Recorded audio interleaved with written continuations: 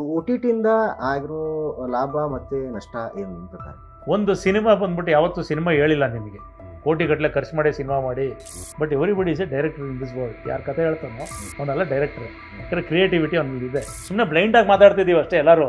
ನಮ್ಮದು OTT ತಗೊಳ್ತಿಲ್ಲ, OTT business ಇಲ್ಲ, ಕನ್ನಡಕ್ಕೆ ಅವಮಾನ ಮಾಡ್ತಾರೆ. ಅವನು ಹೋದಾಗ ಇಲ್ಲ ನಿಮ್ದು ಬೇಡ ರೀ ನಮಗೆ, ಯಾಕಂದ್ರೆ ಅವ್ನು ಕಮ್ಯುನಿಕೇಟೇ ಮಾಡಿಲ್ಲ ನಮ್ಮ ಹತ್ರ. 50% ಜನಕ್ಕೆ ಮಾರ್ಕೆಟಿಂಗ್ ಅಂತಲೇ ಗೊತ್ತಿಲ್ಲ. ಸುಮ್ಮನೆ ದುಡ್ಡು ತಂದು ಹಾಕಿರ್ತಾರೆ, ಬಂಡವಾಳ ತಂದು ಹಾಕಿರ್ತಾರೆ. ಒಂದು ಯಾವುದೋ ಹಿಟ್ಟಾಗಿರೋ ಅದೇ ತೋರಿಸ್ಬಿಡ್ತಾರೆ. ಸರ್ KGF ಥರ ಸಿನಿಮಾ ಮಾಡ್ತಾ ಇದ್ದೀವಿ ಸರ್ ನಾವು ಅಂತಾರೆ. ಒಂದು ಸಿನಿಮಾ ಬಗ್ಗೆ ನೀವು ಒಂದು ಕಂಟೆಂಟ್ನ ಪ್ರೊಡ್ಯೂಸ್ ಮಾಡೋಕ್ಕೆ ನೀವೇನು ಮಾಡ್ಕೊಂಡಿರಲ್ಲ ಅಲ್ವಾ? ಇದು ನಮ್ಮ ತಪ್ಪಿದೆ, ನಾವುಗಳು ಮಾಡೋ ಮಿಸ್ಟೇಕ್ಗಳು ಇವೆಲ್ಲ ಫುಲ್. ಸೊ ಇನ್ನೊಂದಂದ್ರೆ ಈಗ ನೀವೇ ಆಗಲೇ ಹೇಳ್ತಾ ಇದ್ದಂಗೆ ಅಂಗೈಯಲ್ಲಿ ಸಿನಿಮಾ ಇದೆ ಇವಾಗ. OTT ಓಪನ್ ಮಾಡಿದ್ರೆ ಸಾಕು, ಯಾವ ಲ್ಯಾಂಗ್ವೇಜ್ ಸಿನಿಮಾ ಬೇಕಿದ್ರು ನಮ್ಮ ಲ್ಯಾಂಗ್ವೇಜಲ್ಲಿ ಆರಾಮಾಗಿ ನೋಡುವಂಥ ಒಂದು ಅವಕಾಶ ಇದೆ. ಈ OTT ಬಂದ್ಮೇಲೆ ಇನ್ನೊಂದು ಏನಾಗಿದೆ ಅಂದರೆ ಕಂಪ್ಯಾರಿಸನ್ ಶುರು ಆಗ್ಬಿಟ್ಟಿದೆ ಈಗ. ಆ ಲ್ಯಾಂಗ್ವೇಜಲ್ಲಿ ಇಂಥ ಕ್ವಾಲಿಟಿ ಸಿನಿಮಾ ಬರ್ತಾ ಇದೆ, ಈ ಲ್ಯಾಂಗ್ವೇಜಲ್ಲಿ ಇಂಥ ಕ್ವಾಲಿಟಿ ಸಿನಿಮಾ ಬರ್ತಾ ಇದೆ. ಇಲ್ಲಿ ಅಂತ ಕ್ವಾಲಿಟಿ ಮತ್ತು ಕ್ವಾಂಟಿಟಿಗಿಂತ ಈ ಕ್ವಾಲಿಟಿ ಇಂಪಾರ್ಟೆಂಟ್ ಆಗಿದೆ. ಸೊ OTT ಇಂದ ಆಗಿರೋ ಲಾಭ ಮತ್ತು ನಷ್ಟ ಏನು ನಿಮ್ಮ ಪ್ರಕಾರ? ಇಲ್ಲ, ಅದು ಲಾಭನೂ ಇದೆ, ನಷ್ಟನೂ ಇದೆ. ನಷ್ಟ ಅಂತ ನಾವು ಹೇಳೋಕ್ಕಾಗಲ್ಲ ಆ್ಯಕ್ಚುಲಿ. ನೋಡಿ, ನಾವು ಫಸ್ಟು ಏನು ಯೂಸ್ ಮಾಡ್ತಾಯಿದ್ವಿ, ಯಾರಿಗಾರ ಕರೆ ಮಾಡ್ಬೇಕಂತ ಹೇಳಿದ್ರೆ ಕಾಯಿನ್ ಹಾಕ್ಬಿಟ್ಟು ಫೋನ್ ಮಾಡ್ತಿದ್ವಿ, ಇಲ್ಲ ಮನೇಲಿ ಫೋನ್ ಯೂಸ್ ಮಾಡ್ತಾ ಇದ್ವಿ. ಲೇಟ್ರಾನು ಒಂದು ಜಾಮೆಟ್ರಿ ಬಾಕ್ಸ್ ಅಷ್ಟು ಉದ್ದಕ್ಕೆ ಒಂದು ಬಾಕ್ಸ್ ಥರ ಒಂದು ಮೊಬೈಲ್ ಬಂತು. ಅದು ಜೋಬಲ್ಲಿ ಇಟ್ಕೊಳ್ಳೋಕ್ಕಾಗದೆ ಕಷ್ಟಪಟ್ಟೆಲ್ಲ ಎತ್ಕೊಂಡು ಓಡಾಡ್ತಾ ಇದ್ವಿ. ಲಾಸ್ಟಲ್ಲಿ ಚಿಕ್ಕದಾಗಿ ಮೊಬೈಲ್ ಬಂತು. ಇವತ್ತು ಒಂದು ಮೊಬೈಲ್ ಬಂದ್ಬಿಟ್ಟು TV ಗಿಂತನೂ ತುಂಬ ಕಾಸ್ಟ್ಲಿ ಇರೋ ಅಷ್ಟು ರೇಟ್ ಅದು. ನಾವು ಅದನ್ನು ಕೊಟ್ಟು ಇಸ್ಕೊಂಡು ಹೋಯ್ತಾ ಇರ್ತೀವಿ. ಒಂದು ಮೊಬೈಲ್ ಅಲ್ಲ, ಒಬ್ಬೊಬ್ರ ಕೈಲಿ 4 ಮೊಬೈಲ್ ಇರುತ್ತೆ.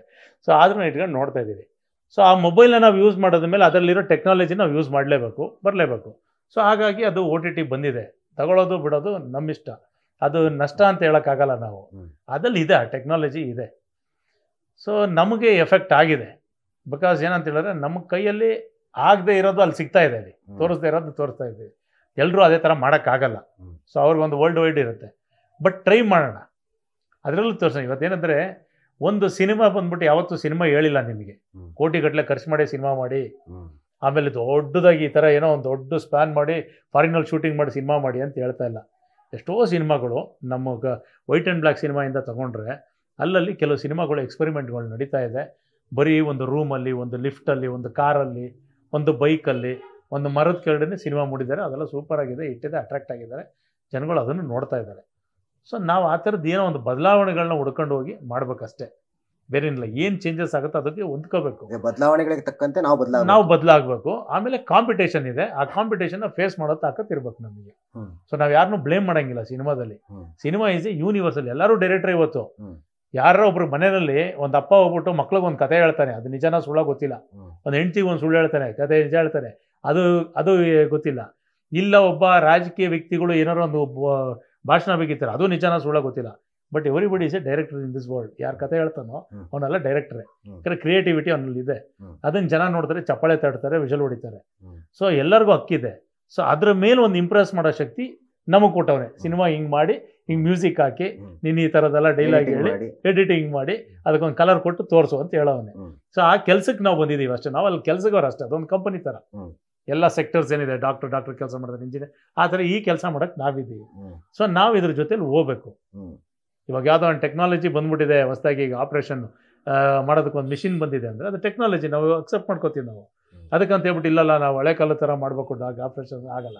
ಸೊ ಅದೇ ಥರನೇ ಇದು ಅಷ್ಟೇ, ಟೆಕ್ನಾಲಜಿ ಬಂದಿದೆ, ಅದನ್ನು ಯೂಸ್ ಮಾಡ್ಕೊಂಡು ಅದ್ರ ಜೊತೆಲೇ ಬೆಳ್ಕೊಂಡು ಹೋಗ್ಬೇಕು ನಾವು ಅಷ್ಟೇ, ಇನ್ನೇನು ಮಾಡೋಕ್ಕಾಗಲ್ಲ. ಸೊ ಎರಡೂ ಇದೆ, ನಷ್ಟನೂ ಇದೆ, ಕಷ್ಟನೂ ಇದೆ, ಇಷ್ಟನೂ ಇದೆ, ಎಲ್ಲನೂ ಓದ್ಕೊಬೇಕಷ್ಟೇ. ಸೊ ಇನ್ನೊಂದು ಪ್ರಮುಖವಾದ ವಿಚಾರ ಅಂದರೆ OTTಗೆ ಸಂಬಂಧಪಟ್ಟಿದ್ದು ಏನಂತಂದರೆ OTT ಅವರು ಕನ್ನಡ ಸಿನಿಮಾನ ತಗೊಳ್ಳಲ್ಲ ಅನ್ನೋದು. ಅಂದರೆ ಬರೀ ಬ್ರ್ಯಾಂಡ್ ನೋಡಿ ಮಣೆ ಹಾಕ್ತಾರೆ. ಚಿಕ್ಕ ಪುಟ್ಟ ಸಿನಿಮಾಗಳನ್ನ ಹತ್ರಕ್ಕೂ ಸೇರಿಸ್ಕೊಳ್ಳಲ್ಲ. ಅಮೆಝಾನ್ದವ್ರು ಬಿಟ್ಟರೆ, ಅಮೆಝಾನ್ದವರು ಅಲ್ಲಿ ಇಲ್ಲಿ 1-2-3 ಸಿನಿಮಾ ತಗೋತಾರೆ ಅಷ್ಟೇ. ಅದು ಬಿಟ್ಟರೆ ನೆಟ್ಫ್ಲಿಕ್ಸ್ ಅವರಂತೂ ತಗೊಳ್ಳಲ್ಲ. ಇನ್ನು ಉಳಿದಿರೋದು ನಮಗೆ ಊಟು, ಝೀ, ಅಲ್ಲಿ ಒಂದಿಷ್ಟು ವ್ಯಾಪಾರ ಆಗ್ಬೋದು ಅಷ್ಟೇ. ಸೊ ಈ OTT ರೈಟ್ಸು ವಿಚಾರದಲ್ಲಿ ಆಮೇಲೆ ಅವರ ಒಂದು ಈ ನಿಲುವು ನಿರ್ಧಾರದ ಹಿಂದೆ ನಿಮ್ಗೆ ಏನು ಅನ್ಸುತ್ತೆ? ಏನು ರೀಸನ್ನು ಏನು? ಇಲ್ಲ, ಇದ್ರ ಬಗ್ಗೆನೂ ನಾನು ಸ್ವಲ್ಪ ಓಡಾಡಿದೆ ಈ ಗ್ಯಾಪಲ್ಲಿ. ಯಾಕಂದ್ರೆ ನಾನು ನೆಕ್ಸ್ಟ್ ಈಗ ಸಿನಿಮಾ ಮಾಡೋದ್ರಿಂದ ನಾನು ಮಾರ್ಕೆಟಿಂಗ್ ತುಂಬ ಸೀರಿಯಸ್ ಆಗಿ ತೊಗೊಂಡು ಸ್ಟಡಿ ಮಾಡಬೇಕಾಯ್ತು. ಸೊ ಇದ್ರ ಬಗ್ಗೆ ನಾನು ಚರ್ಚೆಗಳು ಮಾಡಿದಾಗ, ನಾನು ಅದಕ್ಕೆ ಸಂಬಂಧಪಟ್ಟವ್ರನ್ನ ಭೇಟಿಯಾದಾಗ ಸೊ ಅವ್ರು ಯಾರು ತಗೊಳ್ಳಲ್ಲ ಅಂತ ಹೇಳ್ತಾ ಇಲ್ಲ, ಆ್ಯಕ್ಚುಲಿ ತಗೊಳ್ತೀವಿ. ನೋಡಿ, ನಾನು ನನ್ನ ಅಂಗಡಿ ಇದು, ನನ್ನ ಅಂಗಡಿನಲ್ಲಿ ನಿಮ್ಮ ಸಿನಿಮಾ ನಿಂದು ಒಂದು ಮೆಟೀರಿಯಲ್ ನಾನು ಇಡಬೇಕು. ಸೊ ಇದಕ್ಕೆ ಗ್ರಾಹಕ ಬರ್ಬೇಕು, ಅದು ತಗೊಂಡು ಹೋಗ್ಬೇಕು, ಅವ್ನು ಪರ್ಚೇಸ್ ಮಾಡಬೇಕು, ಅದಕ್ಕೆ ಡಿಮ್ಯಾಂಡ್ ಕ್ರಿಯೇಟ್ ಆಗಬೇಕು. ಬರ್ದೇ ಇದ್ದಾಗ ನಾನು ಕೊಟ್ಬಿಟ್ಟು ನಾನೇ ಕ್ಲಾಸ್ ಮಾಡ್ಕೊಳ್ಳಿ, ನಾನು ಡಿಮ್ಯಾಂಡ್ ಬರೋ ಥರ ನೀವು ಕ್ರಿಯೇಟ್ ಮಾಡಿ ಅಂತ ಹೇಳ್ತೇನೆ. ಅದು ಅವ್ನ ವ್ಯೂ ಪಾಯಿಂಟಲ್ಲಿ ಕರೆಕ್ಟ್ ಅದು ವಿಷಯ ಅದು. ಸೊ ಈಗ ನಾವು ನಮ್ಮ ಪ್ರಾಡಕ್ಟ್ನ ತಗೊಳ್ಳೇಬೇಕು. ನೀನು ಇಲ್ಲಿ ಅಂಗಡಿ ಓಪನ್ ಮಾಡೋಕೆ ನಮ್ಮೂರಲ್ಲಿ ಜಾಗ ಕೊಟ್ಟಿದ್ದೀವಿ, ನೀನು ನಮ್ದು ಹಿಡಿದು ನೀವು ಬೇರೆ ಇಡ್ತಾ ಇದ್ರೆ ನಮಗೂ ಲಾಸ್ ಆಗುತ್ತಪ್ಪ ಅಂತ ನಾವು ಯಾವಾಗ ಸ್ಟ್ರೈಕ್ ಮಾಡಬೇಕು ಅಂದರೆ ನಾವೆಲ್ಲ ಒಗ್ಗಟ್ಟಾಗಿರ್ಬೇಕು.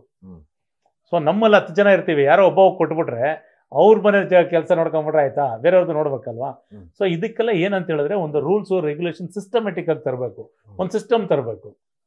ಸೊ ನಾನು ಈಗ ರೀಸೆಂಟಾಗಿ ಕೇಳಿದೆ, ನಮ್ಗೆ ಇದ್ಯಾವುದೋ ಒಂದು ರಾಜ್ಯದಲ್ಲಿ, ಅದು ನಿಜಾನ ಸುಳ್ಳ ಗೊತ್ತಿಲ್ಲ, ಅಲ್ಲಿರೋ ಚೇಂಬರು, ಅಲ್ಲಿರೋ ಯೂನಿಯನ್ನು, ಅಲ್ಲಿರೋ ದೊಡ್ಡವ್ರು ಕರೆಸ್ಬಿಟ್ಟು ಇವ್ರನ್ನ ನೋಡಿ, ಈ ಥರ ದೊಡ್ಡ ಸ್ಟಾರ್ಗೆ ಸಿನಿಮಾ ತಗೋತೀರಾ, ಜೊತೆಯಲ್ಲಿ ಬೇರೆಯವ್ರದ್ದು ತೊಗೊಳ್ಬೇಕು ನೀವು ಕಂಪಲ್ಸರಿ, ಹಂಗಿದ್ರೆ ವ್ಯಾಪಾರ ಮಾಡಿ, ಇಲ್ಲರ ಬೇಡ, ನೀವೇನಾರು ರೇಟ್ ಕೊಡಿ, ಬಟ್ ಎಲ್ಲರಿಗೂ ಸಪೋರ್ಟ್ ಮಾಡಿ ತಗೊಳ್ಳಿ ಅಂತ ಹೇಳಿದಾರೆ.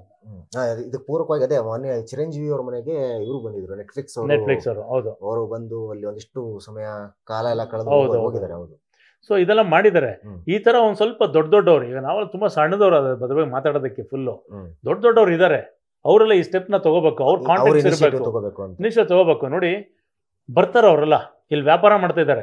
ನನಗೆ ಗೊತ್ತಿದ್ದಂಗೆ ಈಗ ನೆಟ್ಫ್ಲಿಕ್ಸ್, ಅಮೆಝಾನ್ಗೆ ತುಂಬಾ ಹೈ ವ್ಯೂವರ್ಶಿಪ್ ಇರೋದು ನಮ್ಮ ಬ್ಯಾಂಗ್ಳೂರು ಮತ್ತು ಕರ್ನಾಟಕದಲ್ಲಿ, ಮೈಸೂರಲ್ಲಿ. ಬಟ್ ಕನ್ನಡ ಸಿನಿಮಾ ಹೋಗಲ್ಲ, ಬೇರೆ ಲ್ಯಾಂಗ್ವೇಜ್ ನೋಡ್ತಾರೆ. ಸೊ ಈಗ ಅವ್ರು ಬಂದೇ ಬರ್ತಾರೆ, ಇಲ್ಲಿ ಬಿಸ್ನೆಸ್ ಮಾಡ್ತಾರೆ, ಬಂದೇ ಬರ್ತಾರೆ. ಸೊ ಇದನ್ನ ಅವ್ರ ಜೊತೆ ಒಂದು ಮುಕ್ತವಾದ ಚರ್ಚೆ ಮಾಡ್ಬೇಕು. ಆ್ಯಕ್ಚುಲಿ ನಮ್ಮ ಸಮಸ್ಯೆಗಳು, ನಿನ್ನ ಸಮಸ್ಯೆ ಏನು ಹೇಳಪ್ಪ, ನಿನ್ನ ಪ್ರಾಬ್ಲಮ್ ಏನು ಹೇಳು, ಇದಕ್ಕೆ ನಾವೇನು ಮಾಡಬೇಕು, ಸೊ ಅದನ್ನ ಫೀಡ್ ಮಾಡ್ಬೇಕು ಇಲ್ಲಿ. ಸೊ ಇದನ್ನ ಒಬ್ರು ಯಾರು ನಿಂತ್ಕೊಂಡು, ಒಬ್ರು ಲೀಡರ್ ಆಗಿದ್ದವರು ಕೂತ್ಕೊಂಡು ಮಾತಾಡಿ ಈ ಮಾರ್ಕೆಟ್ ಹೆಂಗ್ ವರ್ಕ್ ಆಗುತ್ತೆ, ಈ ಸಿಸ್ಟಮ್ ಹೆಂಗ್ ವರ್ಕ್ ಮಾಡುತ್ತೆ ಅನ್ನೋದು ಎರಡು ಕಡೆನೂ ಬ್ಯಾಲೆನ್ಸ್ ಮಾಡಿ ಹೇಳ್ಬೇಕು. ಸೊ ಅವಾಗ ಇದು ವರ್ಕೌಟ್ ಆಗುತ್ತೆ. ಇದು ಆ್ಯಕ್ಚುಲಿ ನಿಮ್ಗೆ ಯೂಶಲಿ ಈಗಾಗಲೇ ಡಿಮ್ಯಾಂಡ್ ಇರೋದನ್ನ ಅವ್ರು ಯಾಕೆ ಕುಡ್ಕೊಂಬಂದು ತಗೊಂಡು ಹೋಗ್ತಾರೆ, ಅಷ್ಟೊಂದು ದುಡ್ಡು ಕೊಟ್ಬಿಟ್ಟು ಅಲ್ವಾ, ಮಾಡ್ಬೇಕಷ್ಟೇ. ನೀವೇ ಹೇಳ್ದಂಗೆ ಈಗ ಅವ್ನು ತಗೊಂಬಂದು ಶೋಕೇಸ್ ಮಾಡ್ತಾನೆ, ಬಟ್ ಅದು ಸೇಲ್ ಆಗಲ್ಲ. ಅದಕ್ಕೆ ಅವನು ನೆಕ್ಸ್ಟ್ ಮತ್ತೆ ಬರಲ್ಲ ನಮ್ ಕಡೆ, ಅಂದ್ರೆ ಸಪ್ಲೈ ಇಲ್ಲ, ಇದು ಡಿಮ್ಯಾಂಡ್ ಇಲ್ಲ ಅಂದ್ರೆ ಸಪ್ಲೈ ಇರಲ್ಲ ಆಬ್ವಿಯಸ್ಲಿ. ಸೊ ಹಾಗಾಗಿ ಎಲ್ಲೋ ಒಂದ್ ಕಡೆ ಈ ಪ್ರೊಸೆಸ್ ಅಲ್ಲಿ ನಮ್ಮವರೇ ದಾರಿ ತಪ್ಪಿಸಿದ್ದಾರೆ ಅಂತಾನು ಅನ್ಬೋದು ನಾವು. ಯಾಕಂದ್ರೆ ನಮ್ಮ ಪ್ರಾಡಕ್ಟು ಮಸ್ತ್ ಸೂಪರ್ ಆಗಿದೆ, ಇದಕ್ಕಿಷ್ಟು ಬೆಲೆ ಇದೆ ಅಂತ ಅವ್ರಿಗೆ ಇದನ್ನ ಮಾಡಿ ಪ್ರೊಜೆಕ್ಟ್ ಮಾಡಿ ಅವರು ವ್ಯಾಪಾರ ಮಾಡ್ಕೊಂಡ್ರು. ಬಟ್ ಅದು ಅವ್ರಿಗೆ ವ್ಯಾಪಾರ ಆಗಿಲ್ಲ, ಅಮೆಝಾನ್ ಬೇರೆಯವ್ರಿಗೆ ಇಲ್ಲ. ಇದು ಬಿಸ್ನೆಸ್. ಇದು ಇವಾಗ ನೋಡಿ, ಯಾರು ತುಂಬಾ ಎಕ್ಸ್ಪರ್ಟ್ಸ್ ಇಲ್ಲ ಬಿಸ್ನೆಸ್ ಅಲ್ಲಿ. ಇದು ಬಿಸ್ನೆಸ್ ಅಲ್ಲಿ ಏನಂದ್ರೆ ಎಂತೆಂಥವ್ರು ಕೂಡ ಅಷ್ಟೇ, ಎಷ್ಟೋ ಪ್ರಾಡಕ್ಟ್ ನಾವು ಬರೀ ಸಿನಿಮಾ ಬಗ್ಗೆ ಚರ್ಚೆ ಮಾಡ್ತಾ ಇದ್ದೀವಿ. ದಿನಕ್ಕೆ ಸಾವಿರಾರು ಕ್ಯಾಮ್ರಾಗಳು ಬರ್ತಿದೆ, ಸಾವಿರಾರು ಸೋಪ್ಗಳು ಬರ್ತಾ ಇದೆ, ಸಾವಿರಾರು ಪ್ರಾಡಕ್ಟ್ಗಳು ಬರ್ತಾ ಇರ್ತಾರೆ. ಅವನವನು ಆ ಫೀಲ್ಡಲ್ಲಿ ಮಾಡ್ತಾ ಇರ್ತಾನೆ, ಎಲ್ಲನೂ ಕ್ಲಿಕ್ ಆಗಲ್ಲ, ಯಾವುದೋ ಒಂದು ಕ್ಲಿಕ್ ಆಗ್ತಾ ಇರುತ್ತೆ. ಸೊ ಅದಕ್ಕಂತ ಹೇಳ್ಬಿಟ್ಟು ಅವ್ನು ಮಿಕ್ಕಿದ್ದು ಮಾಡಲೇಬಾರ್ದು ಅಂತ ಏನಿಲ್ಲ, ಅವನು ಅದು ನಡೀತಾ ಇರುತ್ತೆ, ಇಲ್ಲೂ ಅದೇ ನಡೀತಾ ಇರುತ್ತೆ. ಬಟ್ ಏನಂತ ಹೇಳಿದ್ರೆ ನಿನ್ಗೇನು ಕ್ವಾಲಿಟಿ ಬೇಕು, ನಿನ್ಗೆ ಏನು ಮಾಡ್ತೀನಿ, ನಿನ್ನ ಅಂಗಡಿ ಉದ್ಧಾರ ಮಾಡೋಕೆ ನಾನು ಯಾವ ಥರ ಪ್ರಾಡಕ್ಟ್ ಕೊಡಬೇಕು, ನಾನು ತಂದು ಹಂಗೆ ಇಟ್ಬಿಡ್ಬೇಕಾ, ಇಲ್ಲ ನಾನು ಏನೋ ಶೋಕೇಸ್ ಮಾಡ್ಕೊಡ್ಬೇಕಾ, ಇಲ್ಲ ನೀನು ಯಾವ ಥರ ಇಡ್ತೀಯ ಸ್ಟ್ಯಾಂಡರ್ಡ್ ನನಗೆ ಕೊಡು, ಒಂದು ಲಿಸ್ಟ್ ಕೊಡು, ನಾನು ಟ್ರೈ ಮಾಡ್ತೀನಿ ಅದನ್ನು ಮಾಡೋಕ್ಕೆ. ಅದಕ್ಕೆ ಅರ್ಹತೆ ಇದ್ರೆ ನೀನು ತಗೋ, ಇಲ್ಲಾಂದ್ರೆ ಬೇಡ, ನೀನು ಬೋರ್ಡ್ ಹಾಕ್ಬಿಡು. ಬಿಕಾಸ್ ನೀನು ಅಂಗಡಿ ಓಪನ್ ಮಾಡಿದ್ಯಲ್ಲಪ್ಪ ನಮ್ಮೂರಲ್ಲಿ, ನಮ್ಮ ಕಡೆ ನೀನು ನಮ್ಮ ಪ್ರಾಡಕ್ಟ್, ನನ್ನ ಪಕ್ಕದ ಮನೆ ಒಂದು ಪ್ರಾಡಕ್ಟ್ ತಗೋತೀಯ, ನನ್ನ ತಗೊಳ್ಳಲ್ಲ ಅಂದರೆ ನನಗೆ ಗೊತ್ತಿಲ್ಲ, ನೀನು ಹೇಳ್ಕೊಡು, ನೀನು ಇದಂತ ಬ್ರ್ಯಾಂಡ್ ಮಾಡು, ನೀನು ಒಂದು ಟ್ರೇಡ್ ಮಾರ್ಕ್ ಹಾಕು, ಸೀಲ್ ಹಾಕು, ಮಾಡ್ತೀನಿ, ನಾನು ಮಾಡ್ತೀನಿ. ಇದು ಈ ಕಮ್ಯುನಿಕೇಶನ್ ಇಲ್ಲ, ಸುಮ್ಮನೆ ಬ್ಲೈಂಡ್ ಆಗಿ ಮಾತಾಡ್ತಿದೀವಿ ಅಷ್ಟೇ ಎಲ್ಲರೂ. ನಮ್ದು OTT ತಗೊಳ್ತಿಲ್ಲ, OTT ಬಿಸ್ನೆಸ್ ಇಲ್ಲ, ಕನ್ನಡಕ್ಕೆ ಅವಮಾನ ಮಾಡ್ತಾರೆ. ಅವ್ನು ಹೋದಾಗ ಇಲ್ಲ ನಿಮ್ದು ಬೇಡ ರೀ ನಮಗೆ, ಯಾಕಂದ್ರೆ ಅವ್ನು ಕಮ್ಯುನಿಕೇಟೇ ಮಾಡಿಲ್ಲ ನಮ್ಮ ಹತ್ರ. ಯಾರೋ ಒಬ್ಬ ಮಧ್ಯವರ್ತಿ, ಅವನೆಲ್ಲ ಬಾಂಬೆಲಿ ಇರ್ತಾನೆ, ಡೆಲ್ಲಿಲಿ ಇರ್ತಾನೆ, ಅವ್ನು ಬಂದು ಮಾತಾಡ್ತಾನೆ. ಡೈರೆಕ್ಟ್ ಇಲ್ವಲ್ಲ, ಎಲ್ಲಿ ಚರ್ಚೆ ಮಾಡಿದೀವಿ ನಾವು? OTT ಓನರ್ ಹೆಸರುಗಳು ಗೊತ್ತಿಲ್ವಲ್ಲ ಯಾರಿಗೂ. ಇವಾಗ 500 ಸಿನಿಮಾ ಮಾಡ್ತಾ ಇದೀವಲ್ಲ ವರ್ಷಕ್ಕೆ, ಯಾರಿಗಾರ ಗೊತ್ತಾ ಆಫೀಸ್ ಎಲ್ಲಿದೆ, ನೆಟ್ಫ್ಲಿಕ್ಸ್ ಆಫೀಸ್ ಎಲ್ಲಿದೆ, ಅಮೆಝಾನ್ ಆಫೀಸ್ ಎಲ್ಲಿದೆ, ಆ ಓನರ್ ಹೆಸರು ಗೊತ್ತಾ, ಮ್ಯಾನೇಜರ್ ಹೆಸರು ಗೊತ್ತಾ, ಕೋರ್ಡಿನೇಟರ್ CEO ಹೆಸರು ಗೊತ್ತಾ? ಇಲ್ಲ ಅವ್ನು ಬಂದು ಎಲ್ಲಾರು ಮೀಟ್ ಮಾಡಿದಾನ ಹೋಗ್ಲಿ ಪ್ರೊಡಕ್ಷನ್ ಹೌಸ್ಗೆ? ಏನು ಮಾಡಿಲ್ವಲ್ಲ, ಯಾರು ಏನು ಮಾಡಿಲ್ವಲ್ಲ, ಸುಮ್ಮನೆ ನಾವು ಮಾತಾಡ್ತಿದೀವಿ, ಅವರು ಮಾತಾಡ್ತಿದ್ದಾರೆ. ಆಕ್ಚುಲಿ ಯಾರೋ ಮಧ್ಯದಲ್ಲಿ ಬರ್ತಾರೆ, ಏನೋ ಒಂದು ಹೇಳ್ತಾರೆ, ಒಬ್ರು ಹೇಳಿದ್ರೆ 10 ಜನ ಅದನ್ನೇ ಫಾಲೋ ಮಾಡ್ಕೊಂಡು ಹೇಳ್ತಾ ಇದೀವಿ. ಸೊ ಇದು ಬಿಸ್ನೆಸ್ ಅಲ್ಲ. ಇದು ಬಿಸ್ನೆಸ್ ಅಂದ್ರೆ ಹೆಂಗಂದ್ರೆ, ನನ್ನ ಪ್ರಾಡಕ್ಟ್ನ ನೀನು ತಗೋತಿ ಅಂದ್ರೆ ನಿನ್ಗೂ ನನಗೂ ಕಮ್ಯುನಿಕೇಶನ್ ಕರೆಕ್ಟ್ ಆಗಿರ್ಬೇಕು. ನಿನ್ಗೇನು ಬೇಕೋ ನನಗಿರ್ಬೇಕು, ನಾನು ನಿನ್ಗೇನು ಬೇಕೋ ನಾನು ಮಾಡಬೇಕು. ನಾನು ಮಾಡ್ಬಿಟ್ಟು ಎಲ್ಲ ಇಟ್ಕೊಂಡು ನೀನು ನಾನು ತಗೊಂಡಿಲ್ಲ ಅಂತ ಹೇಳಿದ್ರೆ ನಾನು ಸ್ಟ್ರೈಕ್ ಮಾಡ್ತೀನಿ, ಗಲಾಟೆ ಮಾಡ್ತೀನಿ. ಏನು ಗೊತ್ತಿಲ್ಲದೆ ನಾನು ಸ್ಟ್ರೈಕ್ ಮಾಡಿದ್ರೆ ಏನು ವಿಷಯ ಇದೆ?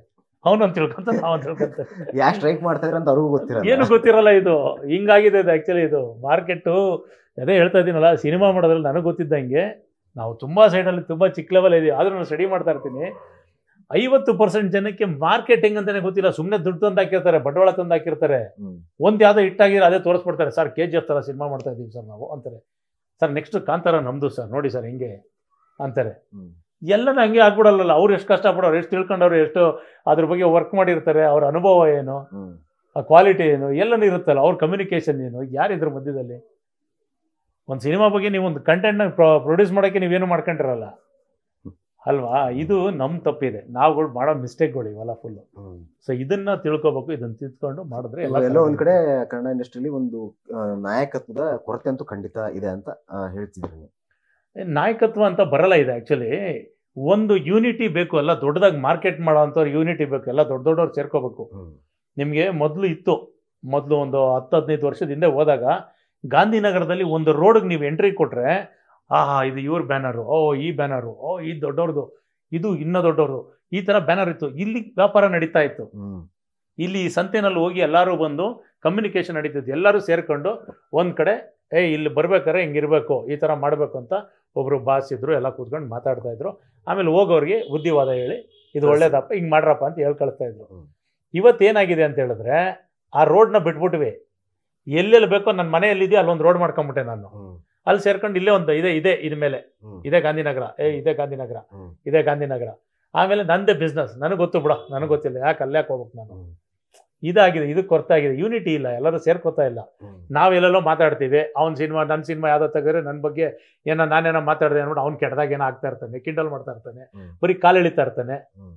ಇವ್ರಿಗೇನು ಸಿನಿಮಾ ಗೊತ್ತಿಲ್ಲ, ಇವ್ರು ಯಾಕೆ ಮಾಡ್ತಾರೆ, ಈ ಥರ ಒಬ್ಬರ ಮೇಲೆ ಒಬ್ರು ಕಾಲು ಎಳ್ಕೊಂಡು ಇಲ್ದೇ ಇರೋ ಟ್ಯಾಗ್ ಮಾಡ್ಕೊಂಡು, ಈ ಬಿಟ್ಟು ಮೊಬೈಲ್ ಸಿಕ್ಬಿಟ್ಟಿದೆ ಅಂದ್ಬಿಟ್ಟು ಎಲ್ಲ ಮೆಸೇಜ್ ಮಾಡ್ಕೊಂಡು, ಒಂದೊಂದು ಯೂಟ್ಯೂಬ್ ಚಾನಲ್ ಮಾಡ್ಕೊಂಡು, ಇದೆಲ್ಲ ಆಗಿ ಏನಾಗಿದೆ, ಒರಿಜಿನಲ್ ವಿಷಯಕ್ಕೆ ಯಾರು ಬರ್ತಾ ಇಲ್ಲ.